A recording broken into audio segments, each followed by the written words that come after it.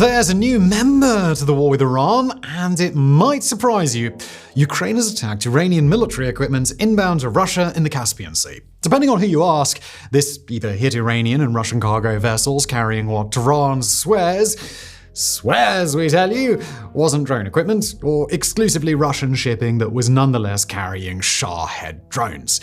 I'll leave it up to you which version you find more credible. But whichever is true, there's no doubting that this has blown open a new front in both the ongoing war in the Middle East and Ukraine's war with Russia, and, as you might have guessed, Iran isn't shrugging this one off. On the contrary, they are pissed, with senior politicians openly discussing retaliatory strikes on Kyiv. So buckle up, ladies and gents, because two wars are basically colliding here. And whatever happens in the coming days, you can be sure that we're all in for a hell of a bumpy ride.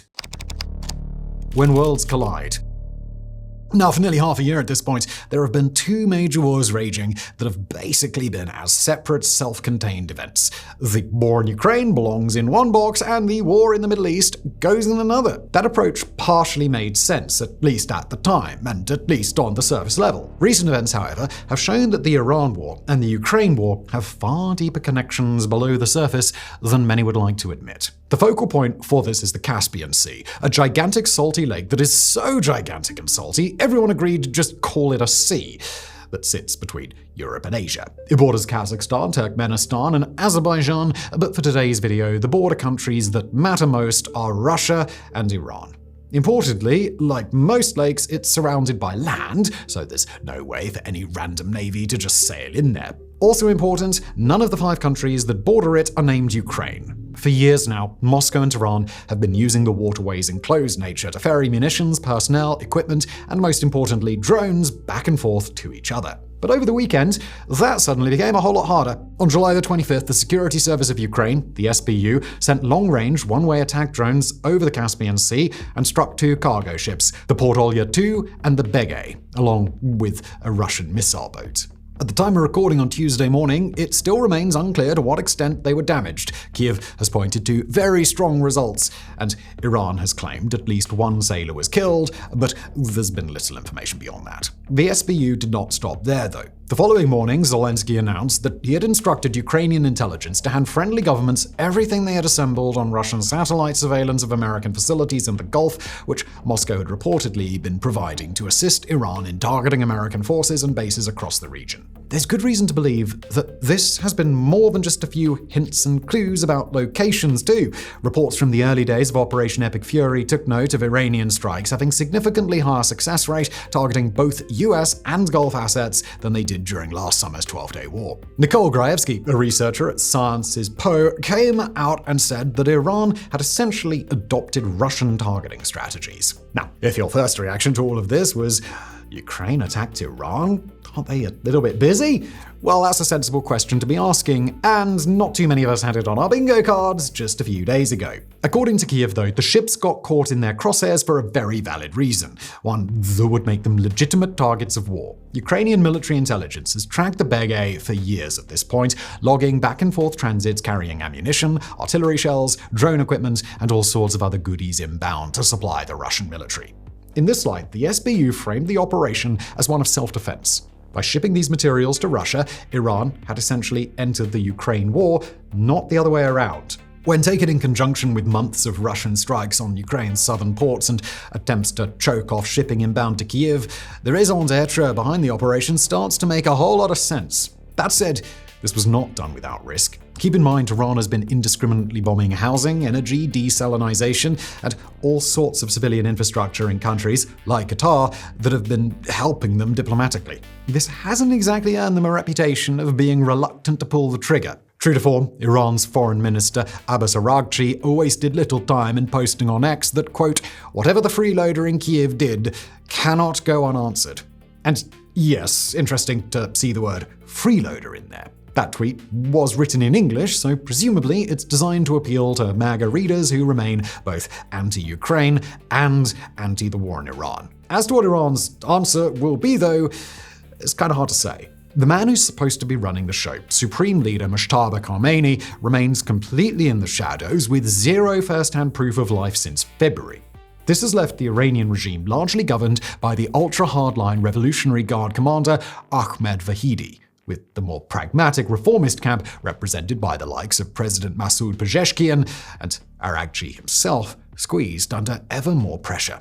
Now, we want to be clear that the reformist camp in Tehran is not any form of moderate opposition that wants a systemic overhaul to the Islamic Republic's governance. Pezeshkian himself backed the crackdown back in January that reportedly killed as many as 40,000 people in just 2 days. That said, they are genuinely more willing to engage with the wider world. It's been the Iranian president who's consistently pushed for the adoption of a deal with Washington to put the fighting to an end so that the country could resume some sense of normalcy. The hardliners, meanwhile, are openly calling for retaliatory strikes on Ukraine. Kyiv is within range of many of Iran's longer-range missiles. They would have to fly over Armenian or Azerbaijani airspace to get there, which is a hurdle, but honestly, with the way these guys have been firing off at just about any civilian ship in the Strait of Hormuz, regardless of which flag it flies, it's hard to see any such diplomatic niceties being too much of an obstacle. And Iranian politicians have not been shy about saying this in public. Former Iranian MP Nezamuddin Masouvi went on record to say that, quote,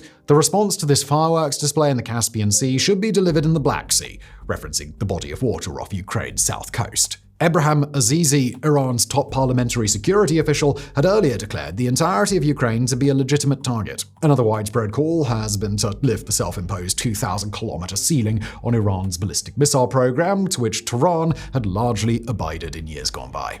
That said, we do want to be clear that firing on Ukraine is not guaranteed. Right now, Kyiv's actions seem largely focused on protecting its own security by way of stopping incoming shipments to Russia, not all-out war with Iran. If Tehran starts to launch on Kyiv, though, Ukraine likely wouldn't hesitate to return far. Northern Iran sits well within range of their long-range FP-1 drones, which already have a track record of overwhelming Russia's air defense systems. Just ask the CEO of Wildberries. Regardless of how or if Tehran decides to respond, the question still stands. Why did Ukraine think that a few shipments would be worth firing on in the first place? And before we get on to Ukraine's rationale for hitting those Iranian ships, let's take a quick pause so I can tell you about Fronts.co. If you haven't already heard, it's our subscriber site for people who want to get really into the weeds about major conflicts. Every week we publish 2 exclusive videos and 3 expert-written articles covering the world's biggest flashpoints. And good news for everyone watching this video, that absolutely includes Ukraine and Iran, rather obviously. Just to give you a flavor of what we're all about, in recent weeks we've published a deep dive debunking the myth that Russia is running out of armor, an in-depth analysis on the ways that exaggerating its advances is costing Moscow's army dearly, and an insider explainer on what Ukraine hopes to achieve by isolating Crimea. On the Iran side, we cover everything from whether the Gulf states can defend themselves without America to what role the Houthis are playing in the current conflict. Look, if you like what we do here on the main channel, you'll probably love Fronts. A subscription costs just $5 a month, and it helps support all the important work that we do. That's Fronts.co. Check it out. And now back to the recent strikes in the Caspian Sea. 2 sides of the same coin.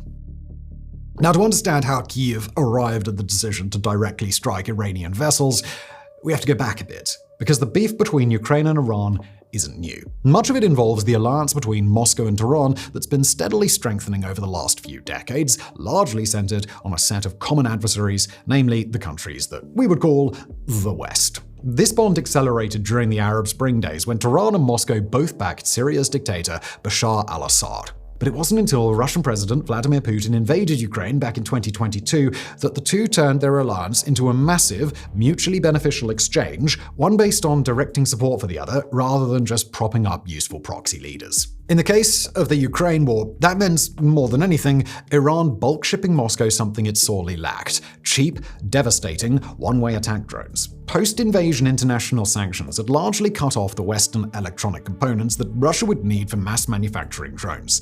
One study from back in 2022 that looked at 27 Russian systems found that they ran on a mishmash of no fewer than 450 foreign components. The overwhelming majority were from the US, with a healthy amount from Europe as well. In short, as the 3-day special military operation evolved into a multi-year quagmire, Moscow realized it desperately needed mass-produced, affordable, long-range weapons to continue the fight. Luckily for Putin, and unluckily for Ukraine's civilians, the Islamic Republic by 2022 had perfected such a drone, the Shahed. Dumb? Low-tech, but extremely cheap and able to devastate any target they hit, Shahed have since proven to be the gold standard of one-way attack drones. And Iran was all too happy to lend a few boatloads to their friend in the north, and shipments began in the summer of 2022, most of which sailed through the Caspian Sea. Again, completely enclosed body of water. That's going to be a recurring theme here, because there was basically nothing the international community could do.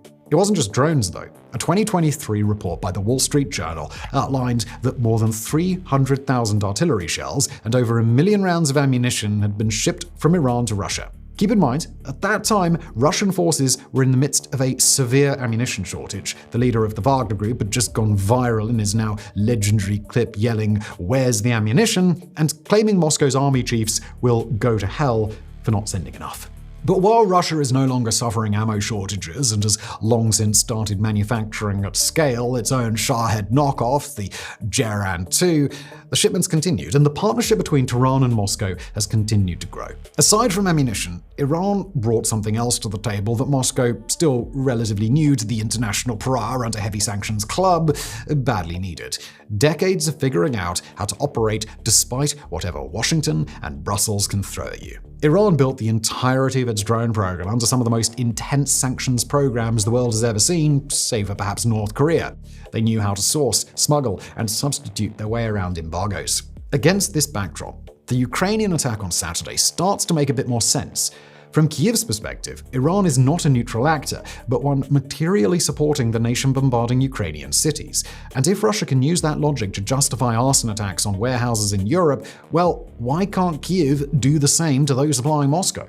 All of which is why Ukraine's ambassador to Israel, Yevgen Kornachuk, didn't hold back when he addressed international media on the matter. He dismissed Tehran's insistence that the targeted ship was carrying exclusively civilian goods and declared that the war against Iran was effectively the same war as the one against Russia, that they were merely standing on different sides of the same evil axis. President Zelensky more or less made the same argument, telling Sky News that by arming Moscow to the teeth year after year, Iran had effectively been at war with Ukraine the entire time. If that's the case, and it really is Ukraine versus Russia and Iran, that means that Washington might have found a newfound ally, one the White House, under Trump, just spent roughly a year and a half belittling and bullying. And more importantly, an ally that has some badly needed expertise. A new alliance. So when it comes to the relationship between Zelensky and Trump, things haven't exactly been cozy. Shortly after Trump took office, there was that now infamous White House press conference where Trump and Vice President J.D. Vance berated and publicly humiliated the Ukrainian leader. This was followed by a brief intelligence cutoff which caused havoc for Ukraine's troops. Pressure from America to sign a peace deal that basically amounted to giving in to Russian demands, an end to military and financial aid, and open attempts by the White House to meddle in the Hungarian elections to prop up longtime Ukraine foe Viktor Orban. Basically, Trump and his acolytes have spent the last 18 months acting as if Ukraine's unwillingness to lie down and submit to a quote-unquote great power like Russia was an affront to God.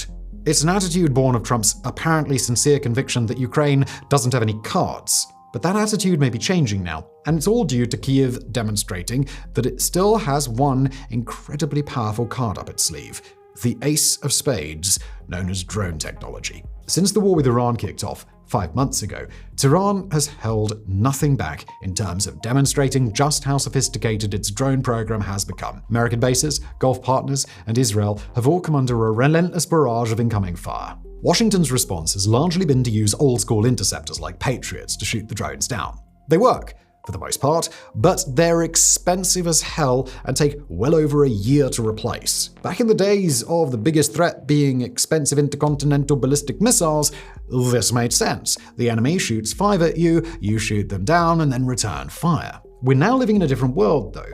At the absolute peak of its bombing campaign in May this year, Russia threw more than 8,000 Shahed-type drones at Ukrainian cities, according to Ukrainian Air Force data.